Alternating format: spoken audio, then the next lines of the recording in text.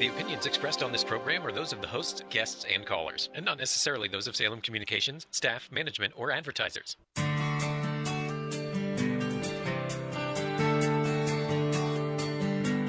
This is the Racquel Ludaway Show. Real talk, real solutions. Sponsored by the Real Estate Radio Network.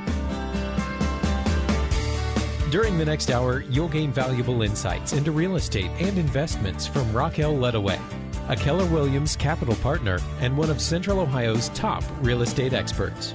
Now, get ready for some real talk with real solutions.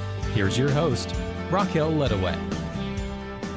Hello and welcome to the Racquel Ludaway Show, Real Talk, Real Solutions on 98.9 FM, The Answer, the most important hour of radio for everything real estate in the Columbus marketplace. And the goal of the show is to educate, empower, and engage our listeners with tools to take their lives to a higher and more meaningful level by providing a balanced view of the current real estate and financial market and offering solutions to improve the quality of our listeners' lives. And each week, we will discuss hot topics in the Columbus real estate market and welcome special guests who are experts in their field and trusted advisors. And together, we will teach you how to win in any marketplace. So thank you for tuning in. I'm your host, Racquel Ludaway, real estate consultant with Keller Williams Capital Partners. And you can always reach me directly at 614-886-7780.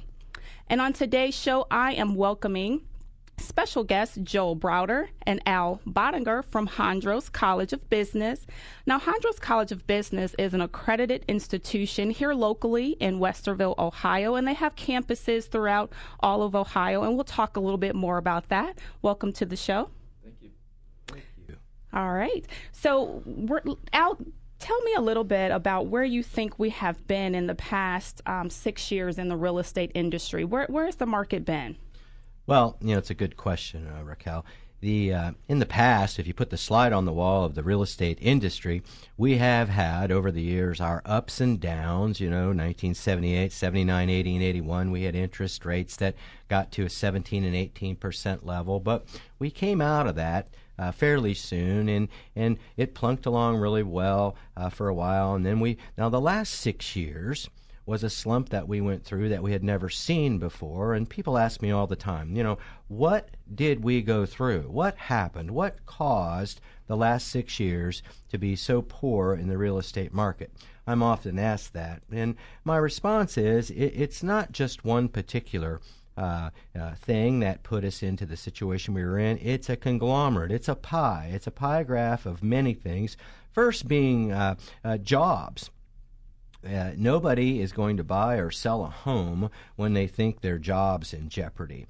And I think the four biggest things that we experienced were we had lending, we had fuel prices, we had foreclosures, and then we had the jobs. Lending being the number one, I don't want to use the word culprit, but it did play a part in what hurt us, was in 01, 02, 03, all the way through 05, our lending practices were very relaxed, meaning we did not qualify people or scrutinize their credit as much as we did in the past. For example, we had income stated, or what we call no-doc loans, and that's where the questions from the lender were very few. One, are you employed? Yes. How long have you been there? 5 years. Great. What do you make?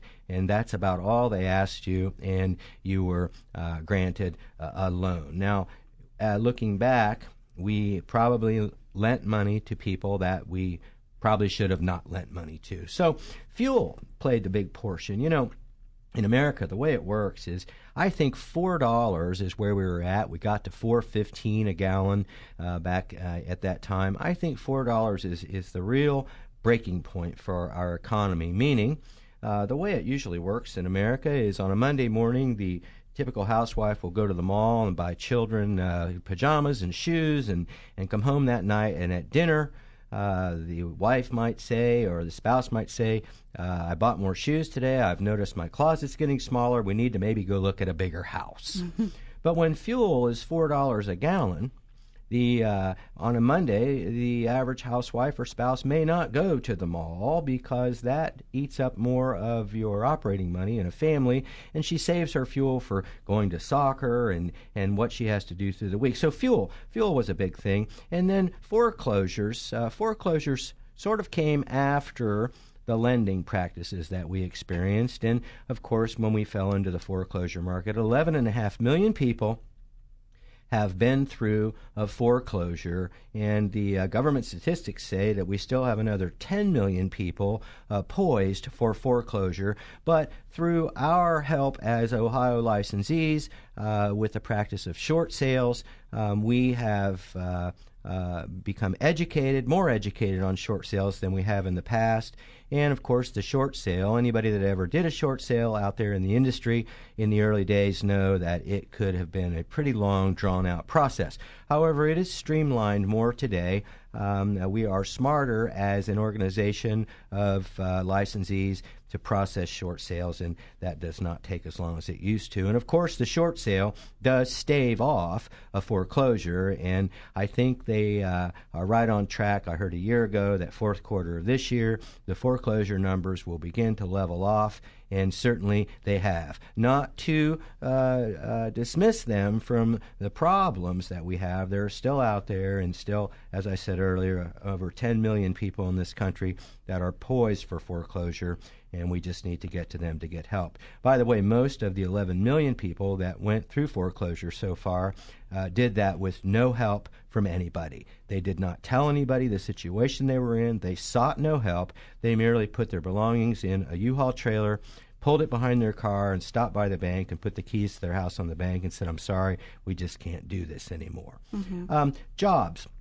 Of course, jobs in that time of the economy were starting to change. We have gone from a lot of manufacturing to high-tech jobs in those cities and towns that were heavily involved in manufacturing, may have lost a plant or a factory. And, it's interesting. Real estate usually lags behind job loss, meaning if a major plant or factory were to shut down in a given city, it's about 2 years before you really see any kind of an exodus or following of people following the jobs and selling their homes. There's a 2-year lag in that. And I suppose it's probably because they say, well, let's just not panic and we'll find another place to work around here and everything will be fine. And in fact, they do not find another place to work and decide they are going to follow the job. So 2 years later, they make a move on that. So that's the job side of it.